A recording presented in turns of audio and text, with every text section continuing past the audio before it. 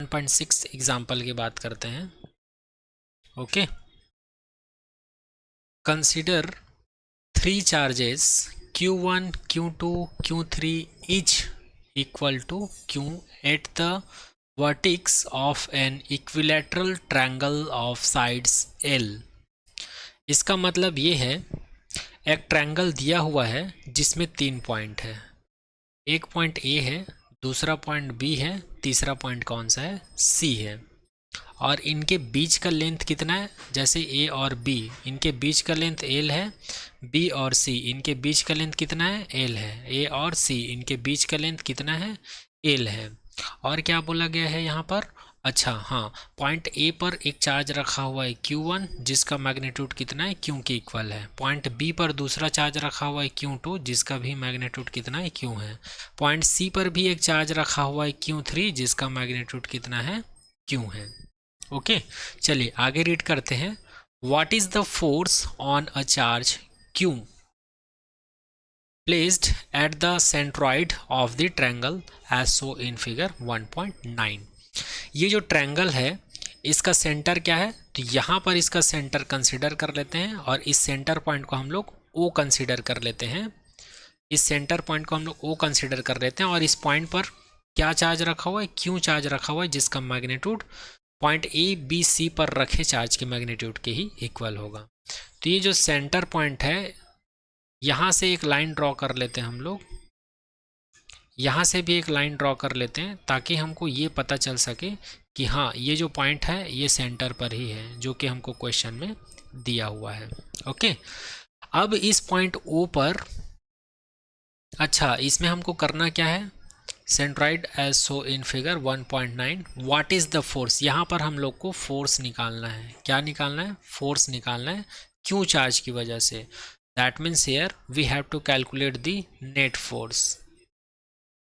Net force निकालना है किस पॉइंट पर, पॉइंट O पर जो चार्ज रखा हुआ है क्यों, इसके ऊपर। तो ये रहा क्वेश्चन, और क्वेश्चन में निकालना क्या है, इनका पूरी तरह से स्टेटमेंट को मैं यहाँ पर समझा दिया हूँ। तो इसको कैलकुलेट करने के लिए हम लोग सबसे पहले क्या करेंगे, ये जो पॉइंट A है, तो पॉइंट A पर जो चार्ज रखा है उस चार्ज की वजह से इस O पॉइंट पर जो चार्ज रखा है इसके ऊपर जो फोर्स लगेगा इसको हम लोग F1 कंसीडर कर लेते हैं। ओके, और पॉइंट B पर जो चार्ज रखा हुआ इस चार्ज की वजह से पॉइंट O पर जो चार्ज रखा हुआ उसके ऊपर जो फोर्स लगेगा इसको हम लोग F2 कंसीडर कर लेते हैं। और पॉइंट C पर जो चार्ज रखा हुआ है इसकी वजह से एक और फोर्स प्रोड्यूस होता है यहाँ पर, इस फोर्स को हम लोग F3 कंसीडर कर लेते हैं। क्या कंसीडर कर लेते हैं, F3 कंसीडर कर लेते हैं। अब इस पॉइंट O पर हमको नेट फोर्स बताने हैं, तो इसको आप 3 तरीके से बता सकते हो। 3 तरीके से कैसे बताओगे, फर्स्ट, आप लोग 11th क्लास में आप लोगों ने वेक्टर लॉ पढ़े होंगे। फॉर एग्जांपल जैसे कि ये आपके पास एक वेक्टर है और एक वेक्टर यहाँ पर है आपके पास, ठीक, इसको हम लोग F1 कंसीडर कर लेते हैं, इसको F2। तो दोनों का रिजल्टेंट कहाँ पर होता है, दोनों का रिजल्टेंट यहाँ पर होता है।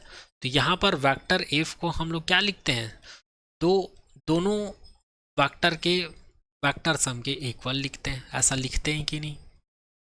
ओके, तो इसी प्रकार यहाँ भी F1 और F2 के बीच, यहाँ भी F1 और F2 के बीच ये है आप लोग का F1, ये है F2 और ये है F3। तो इन दोनों वेक्टर के बीच एक रिजल्टेंट फोर्स मिलेगा। इस रिजल्टेंट फोर्स को मैं F32 से डिनोट कर देता हूँ। ओके, तो ये जो रिजल्टेंट फोर्स है ये इस वाले फोर्स के इक्वल है। इस फिगर से, इस वेक्टर लॉ से हम लोग बोल सकते हैं कि यहाँ पर F32 क्या है, इक्वल है किसके, F1 फोर्स के, और दोनों का डायरेक्शन क्या है, अपोजिट है। तो इसको मैं लिख सकता हूँ F32 plus F1 equal to 0। और ये F32 क्या है, रिजल्टेंट फोर्स है F3 और F2 की वजह से। तो यहाँ पर इसको मैं लिख सकता हूँ F3 plus F2 plus F1 plus equal to 0। तो ये F1 F2 F3 ही क्या है, नेट फोर्स है, यही क्या है, नेट फोर्स है। तो यहाँ पर पॉइंट O पर जो Q चार्ज रखा हुआ है उसके ऊपर इन तीनों चार्जेस की वजह से जो नेट फोर्स क्या होगा, वो होगा 0। तो आई होप ये पॉइंट आप लोग को समझ में आया होगा। तो ये रहा मेथड फर्स्ट। आप लोग ऐसे बता सकते हो कि नेट फोर्स क्या होगा, सेंटर पॉइंट पर 0 होगा। ओके, आई होप ये पॉइंट समझ में आया होगा। अब मैं इसको इरेज कर रहा हूँ, आप लोग इसको नोट डाउन कर लीजिएगा। ओके, या स्क्रीनशॉट ले लीजिए। अब हम लोग सेकेंड मेथड की बात करते हैं। तो सेकेंड मेथड में क्या करेंगे, जैसे कि आप लोग 8th क्लास या 9th क्लास में पढ़े होंगे बैलेंस अनबैलेंस फोर्स। तो यहाँ पर हम लोग बैलेंस फोर्स का कॉन्सेप्ट लगाएंगे। कौन सा कॉन्सेप्ट लगाएंगे, बैलेंस फोर्स का कॉन्सेप्ट लगाएंगे। तो यहाँ पर 3 फोर्स कैसे काम कर रहे हैं, एक फोर्स इधर काम कर रहा है जिसको हम लोग F1 नाम दिए हैं, एक फोर्स इधर काम कर रहा है जिसको हम लोग F2 नाम दिए हैं, और एक फोर्स इस डायरेक्शन में काम कर रहा है। ओके, अच्छे से बना देता हूँ, एक फोर्स इधर काम कर रहा है, ठीक है, तो इसको मैं F3 नाम दे देता हूँ। तो ये दोनों के वजह से जो फोर्स लग रहा है उसको बैलेंस कौन कर रहा है, F3। F3 F2 की वजह से जो फोर्स लग रहा है उसको बैलेंस कौन कर रहा है, F1। ओके, और F3 F2 के बीच जो फोर्स लग रहा है उसको F1 बैलेंस कर रहा है ना, और F3 F1 के बीच जो फोर्स लग रहा है उसको कौन बैलेंस कर रहा है, F2। तो इसलिए हम लोग यहाँ पर बोल सकते हैं F1 का मैग्नीट्यूड और F2 का मैग्नीट्यूड और F3 का मैग्नीट्यूड तीनों क्या होंगे, एक दूसरे के इक्वल होंगे। ये है बैलेंस फोर्स का कॉन्सेप्ट। तो इस प्रकार से इस पॉइंट पर जो नेट फोर्स लगेगा वो कितना होगा, 0 होगा। वो कितना होगा, 0 होगा। तो इस प्रकार से सेकेंड मेथड में हम लोग बैलेंस फोर्स के कॉन्सेप्ट से यहाँ पर नेट फोर्स को 0 दिखा सकते हैं। और फर्स्ट वाले मेथड में हम लोगों ने वेक्टर लॉ के कॉन्सेप्ट से बताएं कि सेंटर पर क्या होगा, नेट फोर्स 0 होगा। ओके, अब आगे बात करते हैं थर्ड मेथड की, जो कि बहुत ही इंपॉर्टेंट है। और थर्ड मेथड जो है आप लोग को तभी समझ में आएगा जब आप लोगों ने 11th क्लास में पैरेललोग्राम वेक्टर लॉ को अच्छे से पढ़े होंगे। तो चलिए आगे हम लोग बात करते हैं थर्ड मेथड की। आगे हम लोग बात करते हैं मेथड थर्ड की। तो थर्ड मेथड में हम लोग यूज करेंगे पैरेललोग्राम वेक्टर लॉ। ओके, तो उससे पहले आपको इस फिगर को अच्छे से समझना पड़ेगा। सबसे पहले इस फिगर में हम लोग समझते हैं कि हम लोग मैथमेटिक्स में पढ़ चुके हैं किसी भी ट्रायंगल में जो एंगल होता है वो कितने डिग्री का होता है, 60 डिग्री का। तो इसका हाफ एंगल कितना हो जाएगा, हाफ एंगल हो जाएगा 30। उसी प्रकार ये भी कितना एंगल हो जाएगा, 60, लेकिन जब इसको हाफ डिवाइड करें तो कितना हो जाएगा, 30। यहाँ भी ये टोटल एंगल हो जाएगा 60, लेकिन अगर हम लोग हाफ को लें तो ये हो जाएगा 30। आई होप ये पॉइंट समझ में आया होगा। तो यहाँ पर F1 F2 F3, चूँकि हम लोग को पता है कूलाम फोर्स का वैल्यू क्या होता है, F is equals to K Q1 Q2 और R² के इक्वल होता है। तो यहाँ पर अगर मैं F1 के लिए एक्सप्रेशन लिखना चाहूँ तो क्या लिखूँगा, तो यहाँ पर मैं लिखूँगा K, और Q1 के जगह पर यहाँ पर क्या है, Q1 के जगह पर यहाँ पर है Q, और Q2 के जगह पर यहाँ पर क्या है, कैपिटल Q। ठीक है, तो इसको मैं लिख सकता हूँ Q इंटू Q, और दोनों के बीच का डिस्टेंस क्या है, F1 फोर्स के लिए यहाँ से यहाँ तक के बीच का डिस्टेंस कितना है, AO whole square. I hope ये पॉइंट समझ में आया होगा। ये जो पॉइंट A पर जो चार्ज रखा हुआ है और पॉइंट O पर जो चार्ज रखा हुआ है, इन दोनों के बीच मैं फोर्स कंसिडर किया हूँ F1। ओके, अब यहाँ पर देखो मेरे पास क्या है, एक ट्रायंगल दिख रहा होगा आप लोग को, कुछ ऐसा ट्रायंगल बना हुआ है। यहाँ पर आप लोग देख पा रहे हैं, इसको मैं A नाम दे देता हूँ, और ये जो है C है तो इसको मैं C नाम दे देता हूँ, और ये O है। यहाँ पर एक नॉर्मल ड्रॉ कर देता हूँ, इसको मैं नाम दे देता हूँ M। ओके, और ये इसका जो लेंथ है कितना है, इसका जो पूरा लेंथ है वो है L। तो इसका हाफ कितना हो जाएगा, ये हो जाएगा L/2, और ये कितना हो जाएगा, L/2। ओके, और ये एंगल कितना है, ये पूरा एंगल 30 एंगल है। कितना एंगल है, 30 है, और ये भी कितना है, 30 है, और ये कितना है, तो इसको हम लोग कंसिडर कर लेते हैं 120 है। तो यहाँ पर नॉर्मल ड्रॉ किया हूँ मैं, तो इस वाले ट्रायंगल को देखो, इस वाले ट्रायंगल को देखो ए ओ एम को, अगर यहाँ पर मैं कॉस थीटा का वैल्यू निकालूं तो कॉस थीटा का वैल्यू क्या होता है, बेस अपॉन हाइपोटेनियस। अब इस वाले एंगल में देखो जो थीटा का सामने रहता है ये हमेशा परपेंडिकुलर रहता है, जस्ट नीचे वाला क्या होता है, बेस होता है, जो बच जाता है वो हाइपोटेनियस होता है। तो यहाँ पर बेस क्या है जी, तो यहाँ पर बेस है एम ए, ओके, और यहाँ पर हाइपोटेनियस क्या है, हाइपोटेनियस है ए ओ। तो हमको किसका वैल्यू निकालना है, ओ ए का। तो ओ ए को मैं इधर ट्रांसफर कर देता हूँ तो ए ओ इधर आ जाएगा और यहाँ पर आ जाएगा m a upon cos theta आ जाएगा। अब हम लोग को पता है कॉस थीटा का वैल्यू यहाँ पर दिया हुआ है, थीटा का वैल्यू 30 और एम ए का वैल्यू क्या है जी, एम ए का वैल्यू है L/2, कितना है L/2, और थीटा का वैल्यू कितना है 30 है। तो ये हो जाएगा L/2 और 1/cos थीटा। तो cos 30 का वैल्यू कितना होता है, तो cos 30 का वैल्यू होता है √3/2। तो इसको मैं सब्सटीट्यूट कर दूंगा √3/2, तो ये 2 ऊपर चला जाएगा। तो ओ ए का वैल्यू कितना मिल जाएगा, तो ये मिल जाएगा L/2 और ये हो जाएगा 2/√3। तो ये 2 कैंसिल आउट हो जाएगा। तो ओ ए का वैल्यू कितना मिल जाएगा, L/√3। तो यहाँ पर ओ ए का वैल्यू मिल गया L/√3। अब इस वैल्यू को हम लोग इस इक्वेशन नंबर 1 में रख देते हैं। तो यहाँ पर फ्रॉम इक्वेशन नंबर 1,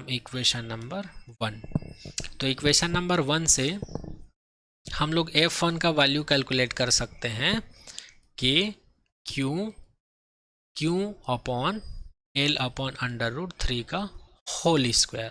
और जब हम लोग इसको सॉल्व करेंगे तो ये हम लोग को मिल जाएगा 3Q अपॉन, अच्छा K को भूल गए, यहाँ पर आ जाएगा K और अपॉन में आ जाएगा L²।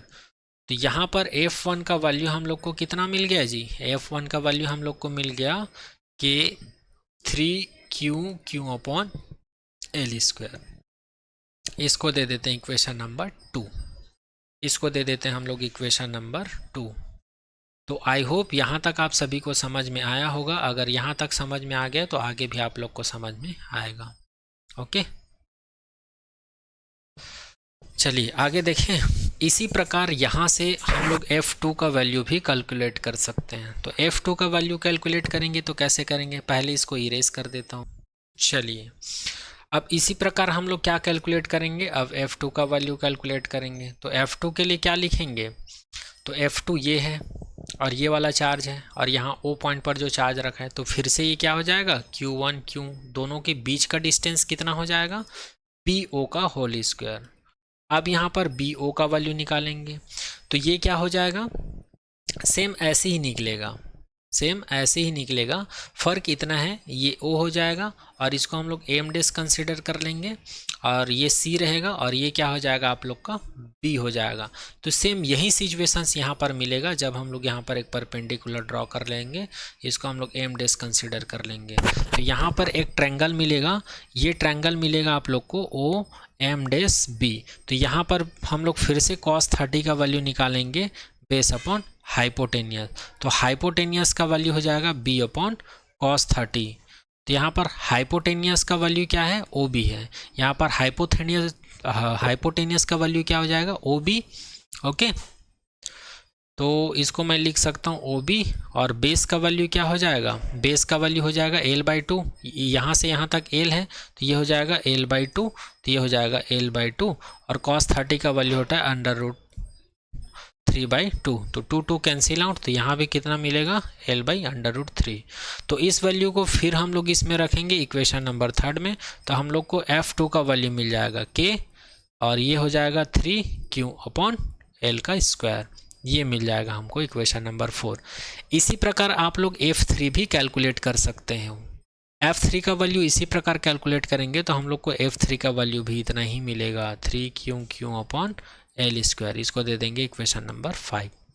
तो इस प्रकार से हम लोग इक्वेशन नंबर 2, 4, 3 और 5 इन तीनों को देखकर बता सकते हैं कि F1 और F2 और F3 का वैल्यू क्या है जी, तीनों का वैल्यू क्या है, तीनों का मैग्नीट्यूड सेम है, तीनों का मैग्नीट्यूड क्या है, सेम है। तो इस प्रकार से हम लोग बोल सकते हैं अगर तीनों का मैग्नीट्यूड सेम है। एक मिनट में इसको इरेज कर देता हूँ।